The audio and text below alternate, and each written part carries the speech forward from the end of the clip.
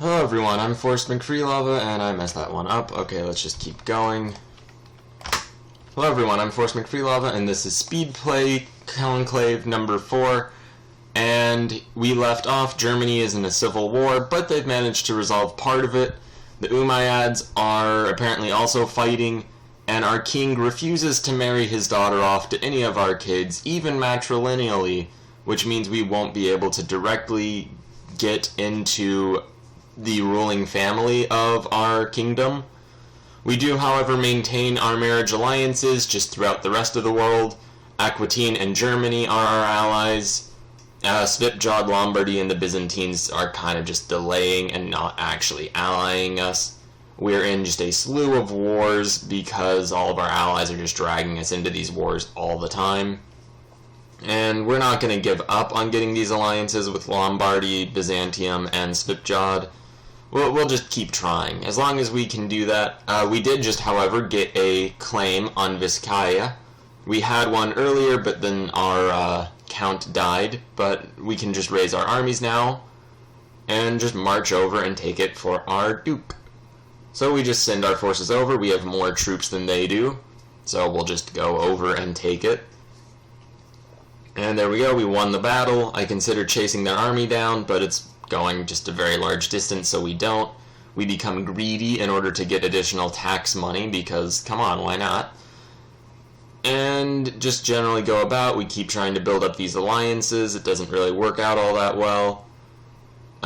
We start spying on our king and just people in his court in an attempt to get some intrigue up, hopefully to just kill him. Sadly, he did marry off one of his grandsons to one of our nieces, so we have a non-aggression pact and can't fight him, which means we just managed to get incredibly limited with no real benefits. We continue just running back and forth to finally destroy this army and win our war for Vizcaya. It looks as though we do manage to get Vizcaya, so we have that now. We have to reshuffle our cabinet a little bit just to keep people from being really upset at us. And we continue to just try to find an excuse to kill our king. And so I go through various methods and various attempts. We marry a bunch of courtiers into his court to just pack his court with more people so that there are more people we could maybe invite to a plot. That doesn't really work, though, which is a little sad. We do manage to ally Lombardy, so we get dragged into a few of their wars, which is, I guess, good. And so we are continuing to just arrange these marriages, with the plan being to just pack his court, get as many courtiers in, invite them all to our plot to kill him, and then kill him. So, yeah, hopefully that'll work. It didn't work a little bit earlier, but now we're just really going full speed, marrying every single person we can, and hoping for the best with that. Apparently the new pope hates the old pope, and is just destroying his political legacy. So that's fun, and probably doesn't attest very well to the stability of the Catholic Church at the moment. Anyway, though, we continue this plan. It does work a little bit. We do get a couple more people into the plot. Probably not really enough, though. We do have elective monarchy, however, there are only 2 votes, and 1 vote is just the king's vote for whoever he wants, and the other vote is our vote for ourselves. So it kind of just goes in the hand of the king, because he's the king, so his word matters a little bit more. Isn't democracy fun? Anyway, though, we do manage to increase our crown authority a little bit. Just go ahead and try to get whatever things we can for more intrigue. The Muslims invade, and that really just kicks us into overdrive. We can't declare war on our king, so we can't avoid losing our lands as we have been previously. So we have to do whatever we possibly can to kill this king as soon as possible, or we're going to lose one of our territories, and I really don't want that to happen. I try to excommunicate him. That won't work. I try to kill his kid, who's married to our niece, so that the non-aggression pact will break.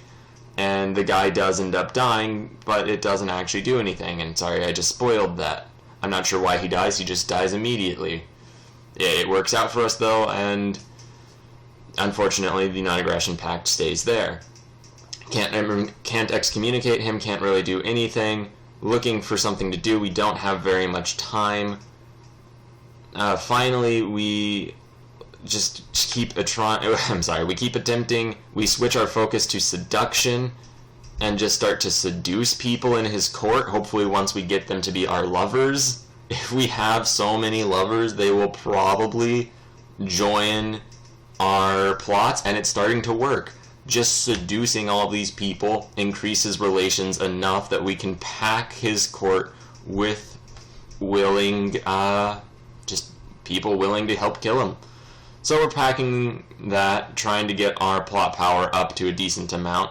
There's also a guy, their spy master, with around 50% plot power. We attempt to blackmail him to just ruin his relations with the king. Unfortunately, it doesn't work in time, and we lose one of our 3 territories. Now, we are allied to Germany, Aquitaine, and Lombardy, so I declare a holy war for Asturias, out mainly of just spite at this point. I'm just spiting the Umayyads into us declaring this war. Hopefully Christendom will get all of itself together enough that we can actually just take some of these lands back. And I build up all of my armies and just march over. The Germans or Lombards or someone, they do send forces to help, which is great news. And we hope that we can just achieve a military victory where all of our political nonsense has failed. However, they send a massive stack. We do manage to get a plot ready to go, and we kill the king. We try to marry the new queen, but she won't have any of that, which is a little upsetting. So we just decide we'll probably go kill her then. After all, I mean, there's really no point in just exchanging one political rival for another. We may as well just keep just going through their family line until it ends. So we begin doing that. We also try to seduce her just to improve relations. Just because, I mean, you may as well just take every opportunity available. She spurns us, though, and says never to do anything, and then we kill her. So, you know, it kind of balances out. We have a new old king who just kind of seems awful and probably doesn't like us very much, especially because he knows we killed his predecessor. We start a faction for independence. He tries to take one of our titles. We don't just do that without a fight. We surrender to the Umayyads just because they have a tremendous force and we're not going to win the war anyway. And we just hire some mercenaries because now we're fairly rich. And we march over to just destroy his army and overthrow him and replace him with someone else. However, at this point, we're just sieging all of his provinces. In a long-term sort of train of thought, this isn't sustainable. Our European allies, we have set up really as many alliances as we can hope for, but Christendom is just too fractured to reliably help us. Right before our civil war started, I created a faction to install us as the king. However, we were not actually able to go through with it because we would need to be at peace to launch it. And we're never going to have peace with all of these alliances.